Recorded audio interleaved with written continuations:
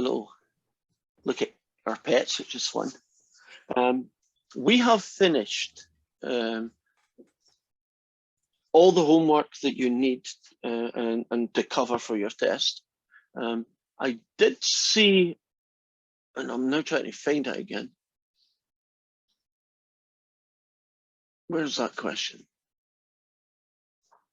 Yeah, okay. I did see a question where it's one of those parametric questions. So let me show you which one I'm talking about. It's question 8. And you had, we had x equals e to the negative t, and the other guy was y equals e to the t. And it says sketch the curve by the parametric equation and use the arrows, and that's pretty easy. You put that into Desmos and you get it. It's a bit at the end where it has a sentence that looks something like this. Find the rectangular coordinate equations for the curve by eliminating the parameter, which is pretty standard. And it then says where x is greater than 0 and y. And I wasn't sure what they were kind of after there. So I'll try and explain it so that when you come to question 8, it's a little bit clearer.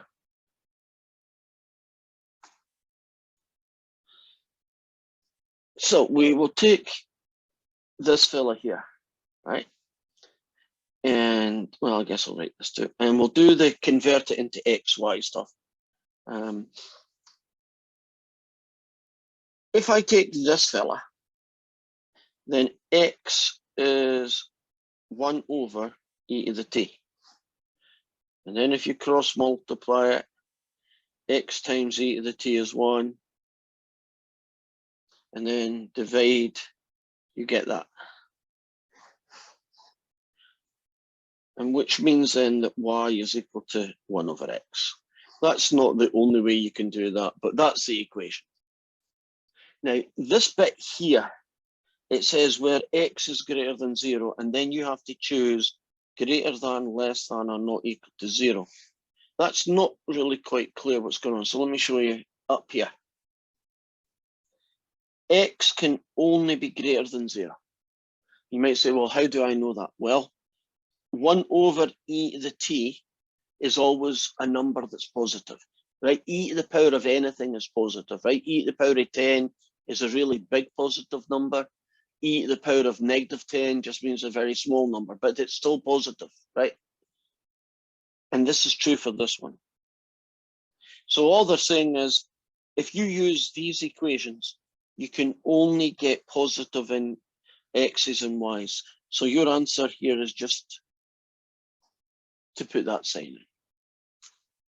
So it's a little idiosyncrasy, but that's what. Wouldn't it be positive or equal to 0? Could it be equal to 0? No. Let's try and prove why.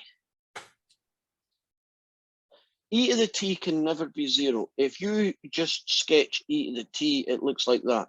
Doesn't take it really, really close to 0, but never actually equals it. So it is only greater than. Okay. That was a choice, I guess. You could have had that, but it's not positive. So what we're going to do today is start the next section, which is good, because that'll give us more time at the end of next week to study for the final. And we are going to deal with, oh, I forgot the number. Let me get the number. It's a new chapter. It's 9.1, right?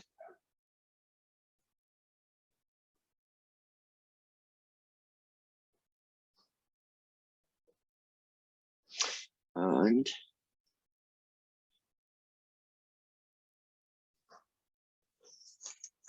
we are going to deal with vectors. Now, some of you who take some of the science classes like physics, or I'm not quite sure where this is, I think it's in physics, might have done vectors before, right? But we're going to assume, because some of you have never done it, that you know nothing about them. So today's going to be a lot of notes about the introduction to vectors.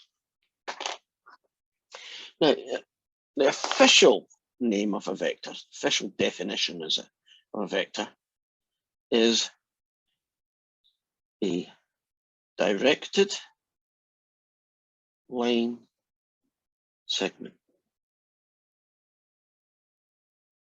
What does that look like? Well, pick any place you like. Let's call that point P, and join the line to some other point, let's call it Q, and you're going from P to Q. It's directed, it has a direction, right? You're going from P to Q. It's a line, but it's a line segment. It's only a piece of a line.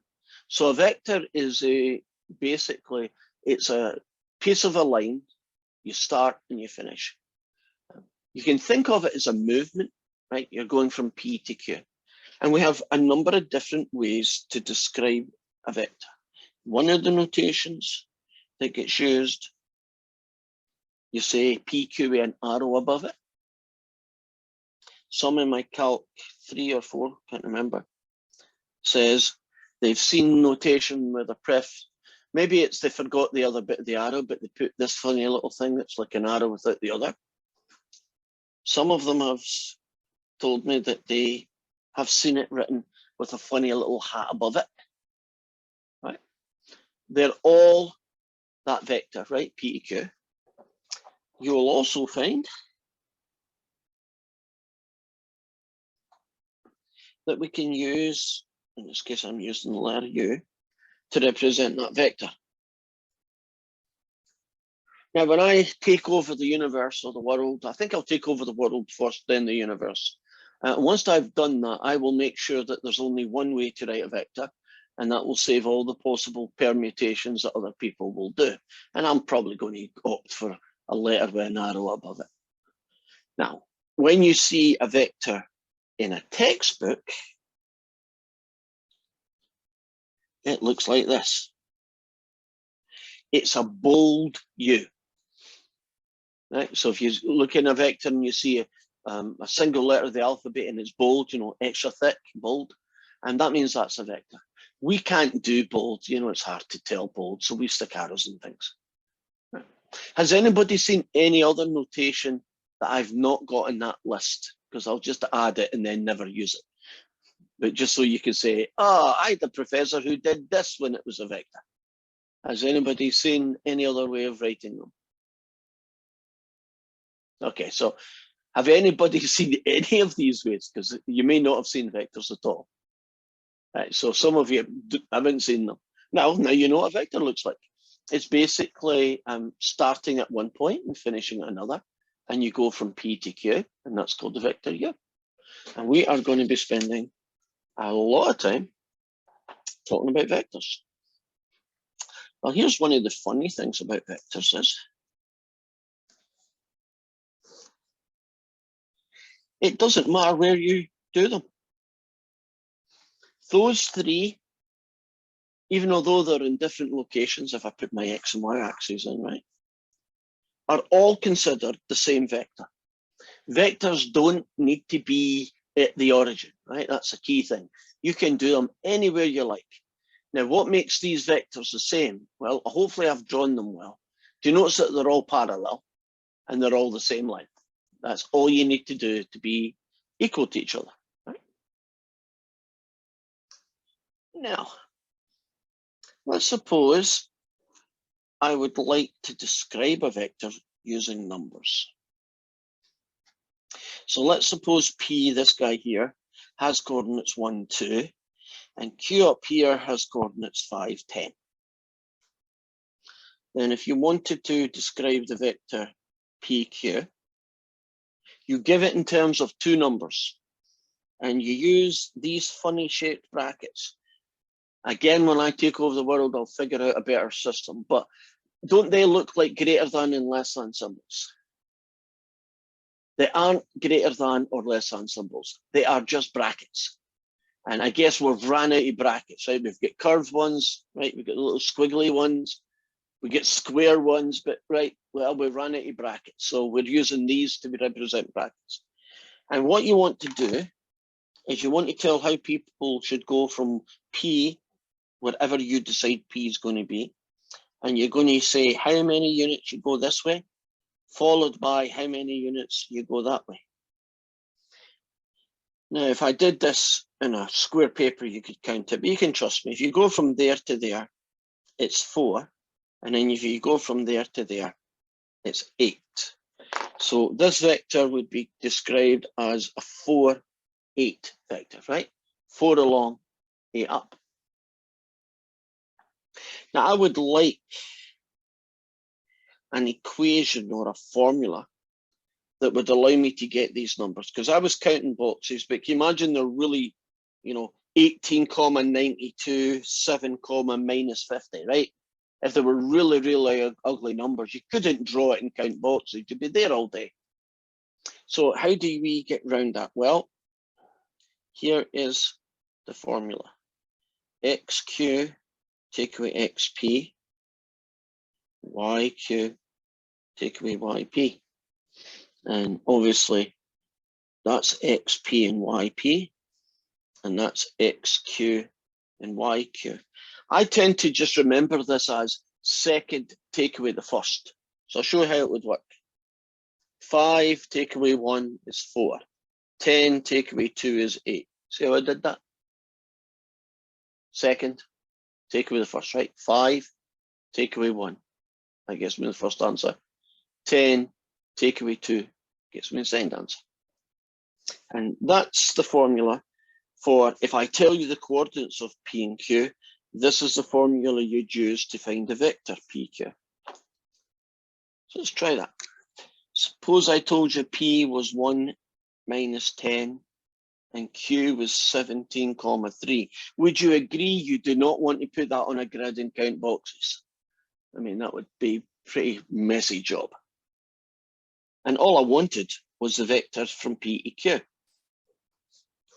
So, second, take away first. 17 take away 1, 16. 3 take away negative 10. Be careful. 3 take away negative 10. What's that? What number? 13. 13. Right. There. We cool? So as long as you have a start and finish point, can't you find the vector joining them by simply second take away the first, second take away the first? And those numbers could be 42 and 17,000, right? It wouldn't matter, right? You'd be still able to tell me the vector.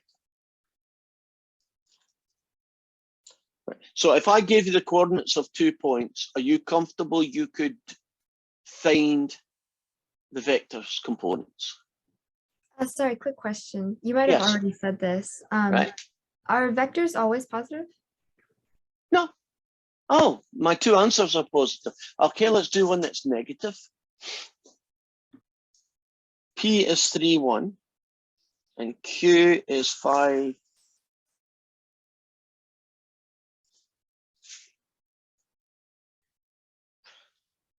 Negative 5. Okay, let's try that one. 5 take away 3 is 2. Negative 5 take away 1 is negative 6. Yeah. You see, you can now have negative numbers in your vectors.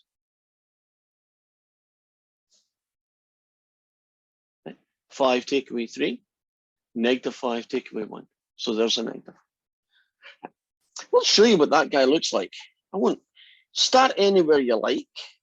Go 2 boxes in the X direction, and negative 6 means goes 1, 2, 3, 4, 5, 6 down the way.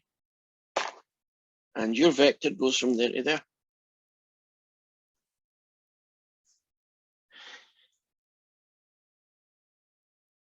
Cool.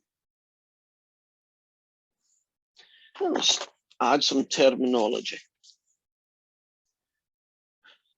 Suppose I have a vector PQ and it's 1, negative 7, just for argument's sake.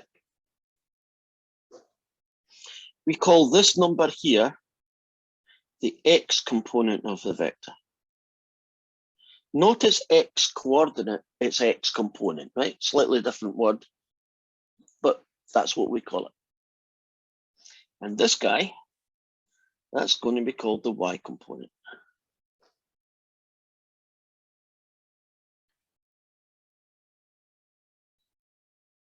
Are we comfortable about that? So if you hear me saying the x component of a vector, you're going to say, oh, you mean that guy there, 1. If I say the y component of a vector, you now know I'm talking about this number here, right? Oh, -7, that's the one he's interested in.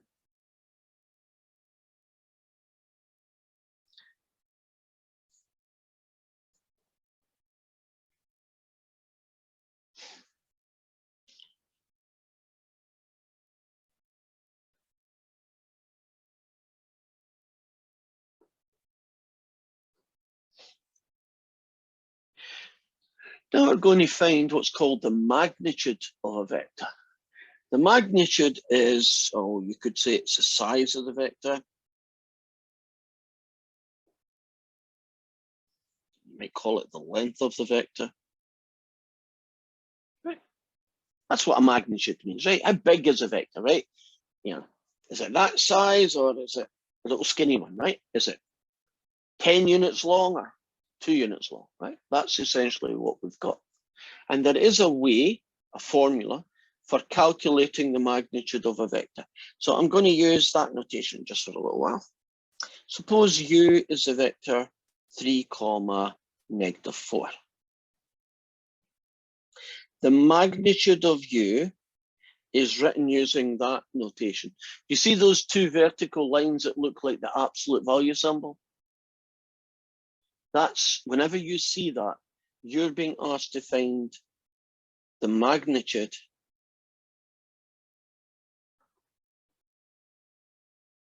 of, in this case, vector u. I'm about to give you the formula. Has anybody got an idea of how you would find out how long this vector is? So can you imagine it started anywhere you like and you went 3 boxes that way. Excuse me, sorry about this.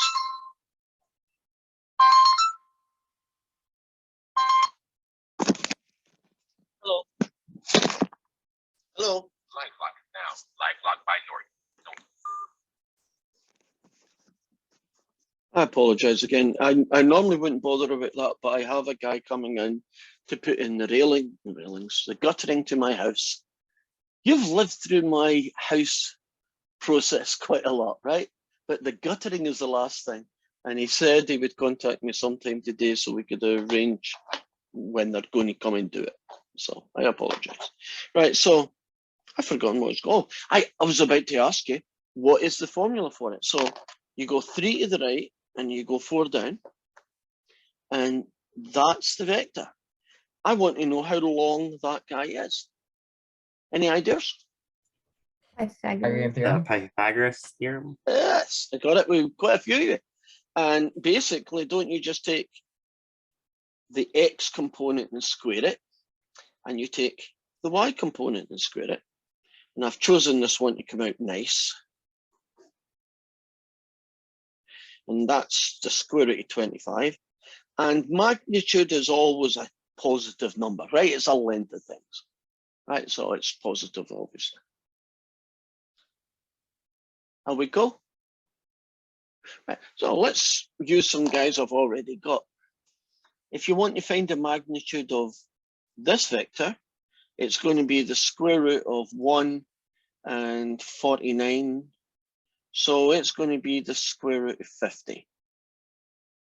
Now, if you can make the thing look prettier, you should. Can you simplify the square root of 50?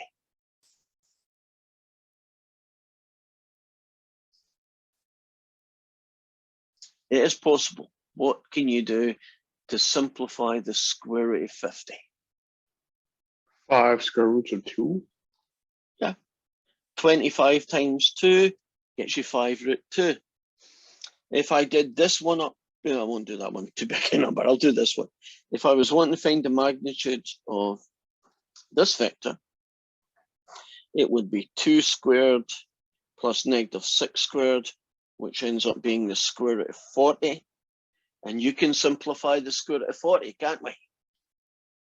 So what would the square root of 40 be when you simplify it?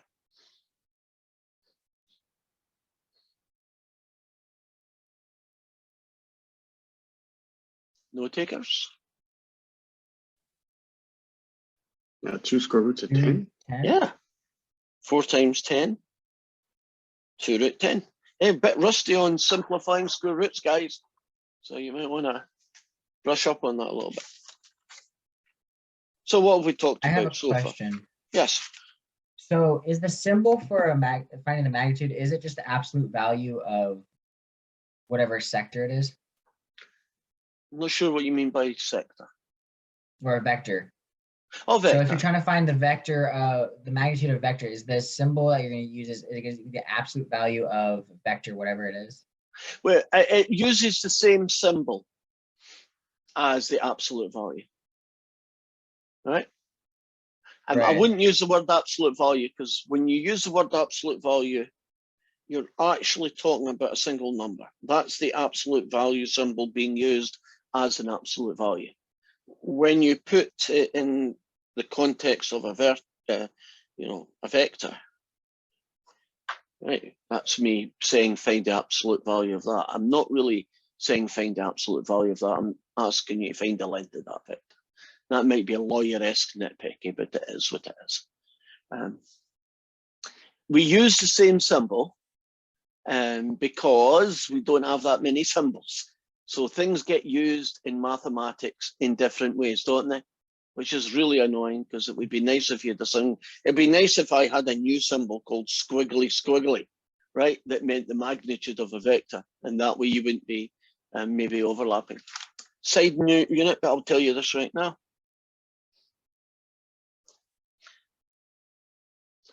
Have I just written down the coordinates of the point 3, 4, or the interval from 3 to 4? The coordinates? The coordinates? Could I also be the interval from 3 to 4? Yeah. Wouldn't the interval be like a square? No, not No? all of them. Some of them are. That would be from 3 to 4. Can't use 3, but you can use 4. What I'm getting at is, isn't this notation got two distinctly different meanings, even although they use the same symbols? This could mean a single point in space whose coordinates are 3, 4, but it could mean all the values of x, well, not equal to, all the values of x between 3 and 4. Can you remember doing domains and things in 141 where sometimes you wanted to say what was the range or the domain of a function? You would use interval notation. So yeah, it looks like an absolute value, but think of it as finding the length of a vector, right? A magnitude. A little side issue. Let's return and look at more than one vector. So suppose I have a vector, I'll call it u, and I've got another vector, I'll call that one v, and I tell you that u has components, let's say 5, 4, and v has components 3, -1.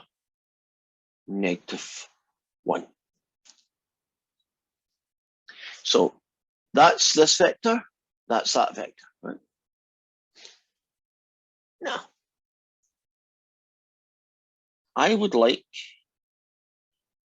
to add vectors. And how would you write it down? We would write it down like that.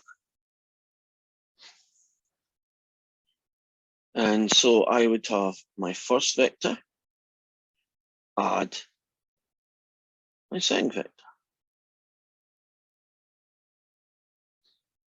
Now, especially for those who've never seen vectors in their life before, if this was the first time anybody had even thought of this thing called a vector, and you wanted to add them together, what do you think you should do? What rule should you make up that says this is the rule you use to add two vectors? what would be the sensible, simple rule?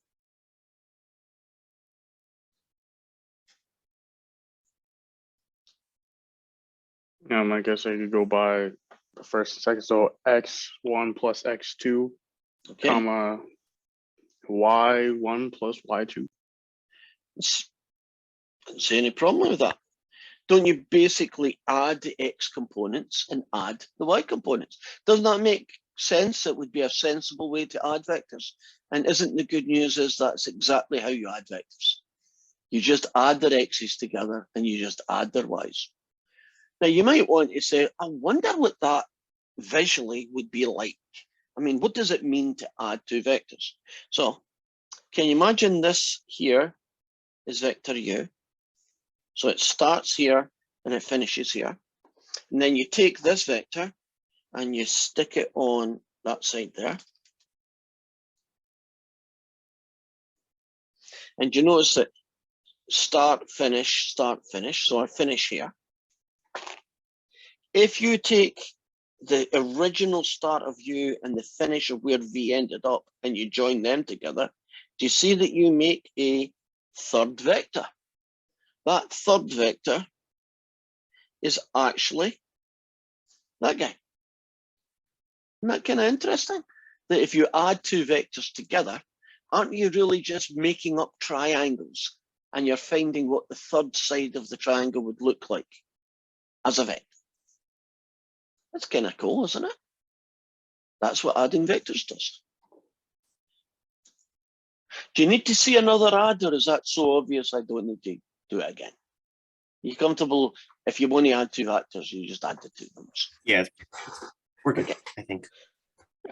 Let's look at what does it mean to have the negative of a vector.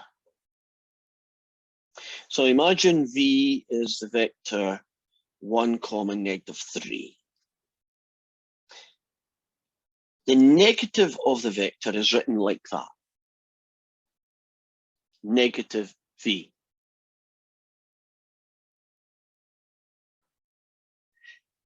If the world and math was sensible, what do you think the components of the vector negative v would be? What numbers should go here?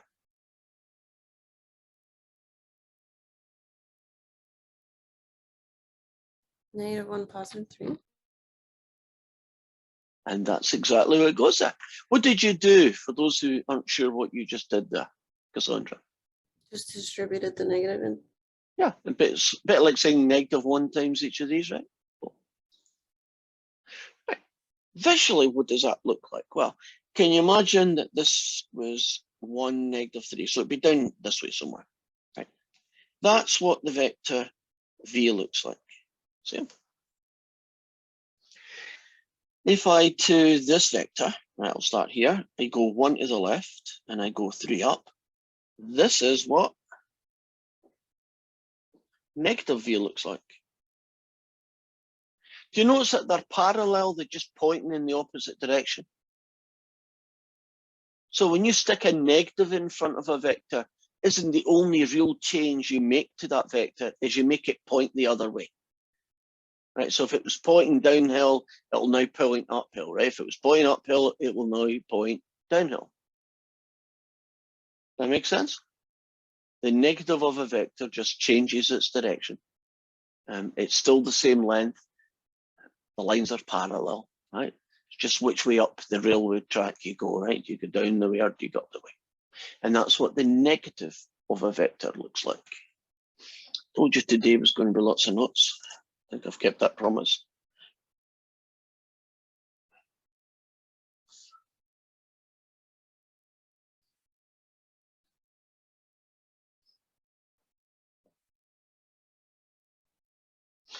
Okay, suppose we have a vector u and it's 1, -3. And I have another vector v and it's 5, 7.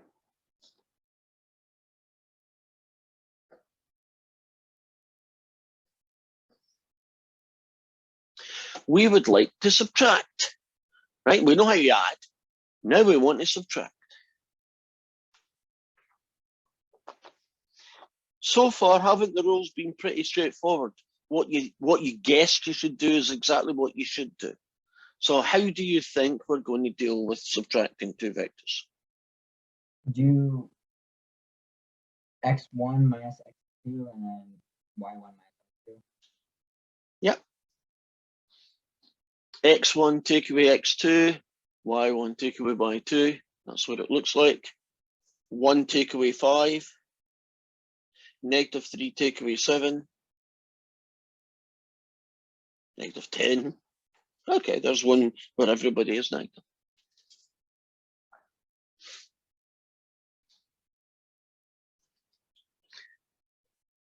Do you need to see another subtraction, or do you feel it's kind of obvious?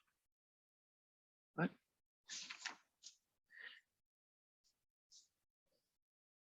Next thing we're going to look at are got a funny name. They're called scalar multiples. And a scalar multiple would be something like this. Imagine you have a vector 5, -2, and you want to do a scalar multiple. Means a number like 4u, a half u, 22.1u, right? Any number of a vector u.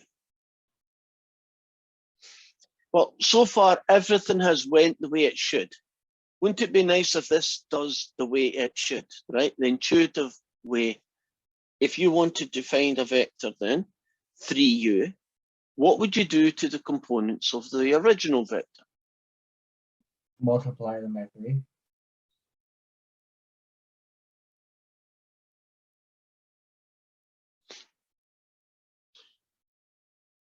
Agreed?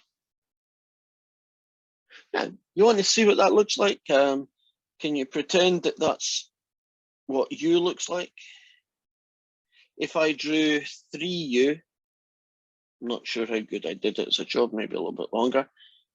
Wouldn't it be parallel, pointing the same way? Wouldn't the only difference be it's 3 times longer? Would that make sense? 3u is just the same as u, but 3 times longer. And wouldn't a half u be the same as u, but half the size, right? So if I had done a half u, it would probably look like that guy.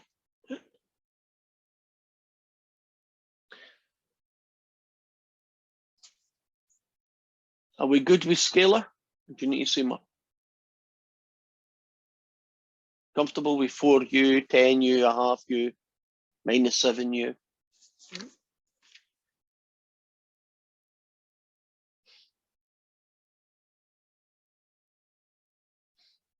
Or up to 5.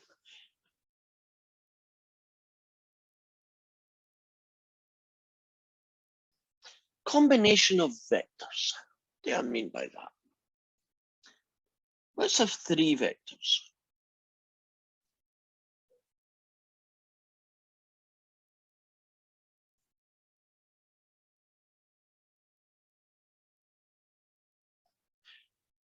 U, V, and W. A combination, technically a linear combination of vectors, would look like this. 2u, take away 4v, and 3w. That would be a linear combination of 3 vectors. So essentially, we're adding and subtracting various multiples of u, v, and w, right? And you could randomize that. You can make that 2, 22. You can make that 1v. You can make that a half w.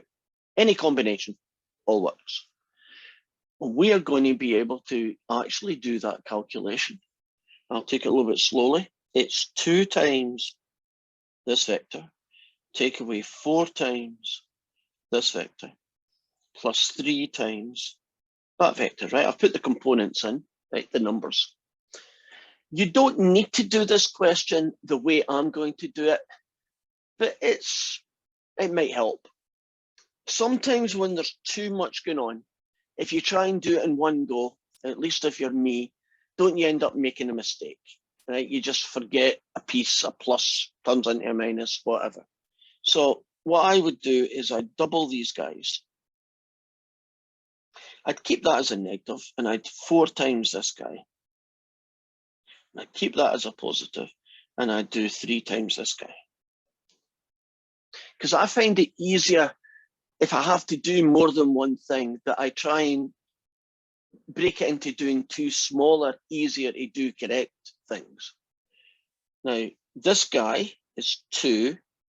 Take away that guy, add 0. And then 4, take away -8, add 15. So you see when I did the takeaways, right? And so what do we get?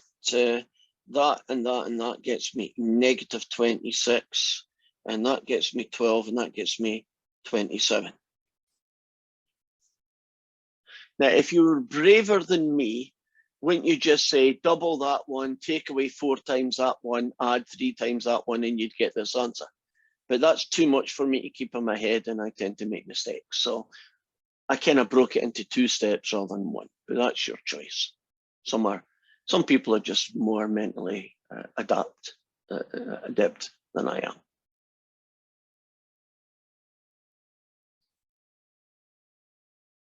Okay. Did you hear about the 2 Scottish guys that were in Washington State and they were looking for a job?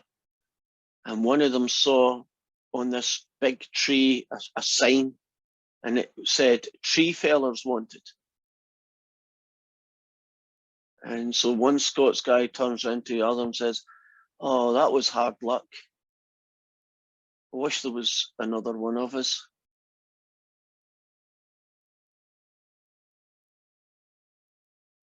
Yeah, that's pretty good. That's pretty good. That's good. Okay, it took a while, didn't it? You were thinking, where's the joke there? For those who Our didn't mics were off, notice, but yeah, for okay, a little bit, it was tree like, fellers, right? Tree fellers wanted. That's a pity. I wish there was another one of us. Okay, you're not, this is not a lie. Right, you lot are going to have to suffer now the next joke. And I shall tell you right now, this joke is a long one, but it's in my head. And you're in trouble.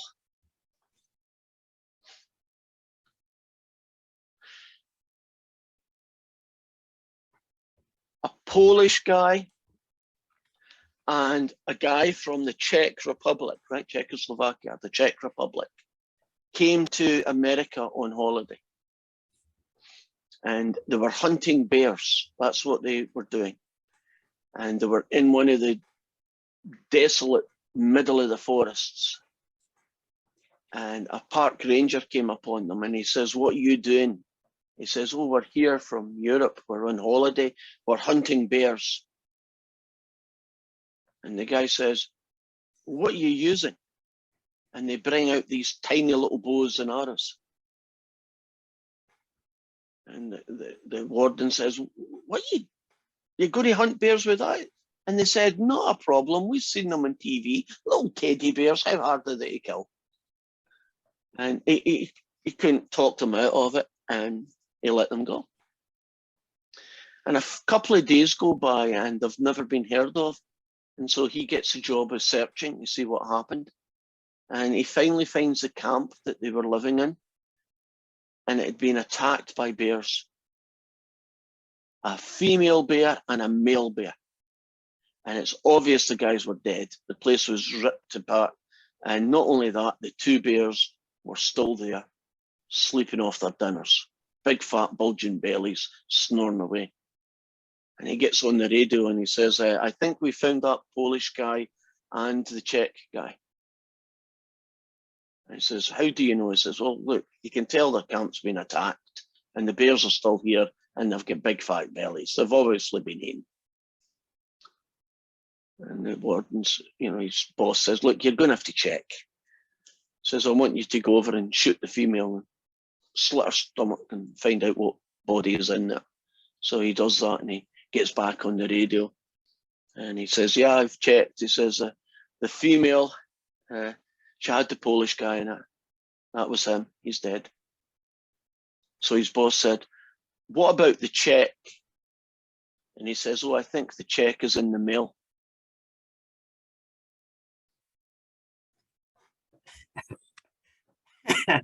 That's pretty good. Oh, kids, come on. Wow. That's what you get. If you don't laugh at my first joke, you're going to get hit with one of them. So will you remember that the next time I tell you a joke? That completely threw me, but it was solid. Okay. Let's, now if I've distracted you enough, let's move on to the last topic for today on vectors, and that is special vectors. There are two very special vectors. The first one is called the zero vector. It's the equivalent of the number zero when you talk about numbers, right? In the vector world, numbers are called scalars, right? They're numbers, right? So it's like our zero, right? 1, 2, 3, 4, 5, 6, 0, right? It's a number. The zero vector, at least in 2 dimensions, is that guy. Which kind of makes sense. If you're going to pick a vector to be the zero vector, wouldn't you probably pick the one that had all the zeros in it? Now, if you try to plot that vector, i.e. draw it, do you know you end up with just a single dot in space? Because don't you start somewhere, don't go any to the right, and don't go any up and down? Does that mean you just don't go anywhere, right? It's a dot and you finish with the same dot. The second vector, special vector, is called a unit vector. Now, with the exception of a zero vector, every other vector in the universe has another vector called its unit vector. So I want you to imagine that this is my vector v. The unit vector is a vector parallel to it. So the unit vector is called u. And what is its property? Its property is that its length is 1. So a unit vector is parallel to your vector, but his length is 1. So for every vector, he's got a little brother called the unit vector, right? Just like me, but he's only 1 unit long. So time to just show you one of these. Suppose the vector v was 5, -12, okay? Which would be a vector something like that guy, right? To get a unit vector, right? To find a unit vector, you have to do a 2-stage process. The first thing you need to do is find out how big vector v is, find its magnitude. And we did that earlier today, so, right? Since I'm running short of time, can you trust me it's 13 when you're finished? Right, it's 169, square root of 169 is 13. Now, once you know the vector v's magnitude, you can then get the vector u. It's just 1/13 of the vector v. Does that make sense? If v is 13, if you take a 13th of it, won't you now have a vector 1 unit long, right? 13, a 13th. And that means 5/13, -12/13. And that would be a guy that would look something like this.